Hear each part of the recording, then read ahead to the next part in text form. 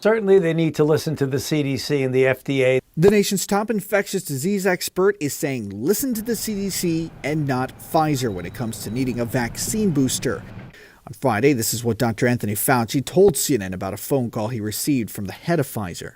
The CEO, who's a really good guy, got on the phone with me last night and apologized that they came out with that recommendation. So there is not that apologized about the recommendation, apologized for not letting us know that he was going to do it ahead of time.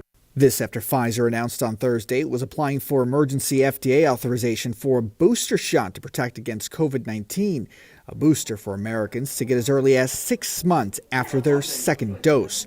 Pfizer set off alarms when they released a statement saying that the immunity from its vaccine was waning. Citing Israeli Health Ministry data, the company said, quote, vaccine efficacy in preventing both infection and symptomatic disease has declined 6 months post-vaccination. Hours later, however, the CDC and the FDA said fully vaccinated Americans do not need an additional dose of vaccine at this time. Another expert had this to say to CNN. In the UK and Scotland and in Canada, there are now 3 studies showing over 80% protection, so pretty close to what we've seen.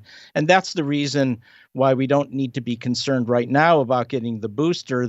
This confusion coming as the U.S. is moving in the wrong direction when it comes to the number of COVID cases. According to the CDC, the highly contagious Delta variant makes up more than half of all new infections in the U.S.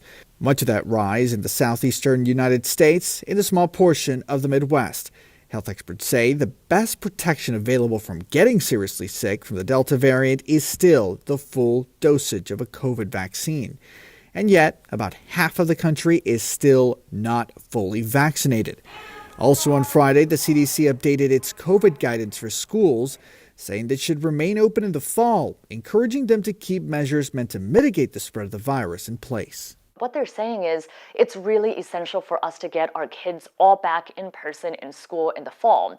To do that, we have to employ these layered mitigation strategies, meaning that we have to look at it as layers. And so if you cannot maintain distancing in schools, which many schools can't if they want to bring everybody back, then you have to do indoor masking. You have to improve ventilation. You also have to have weekly testing if you're unvaccinated.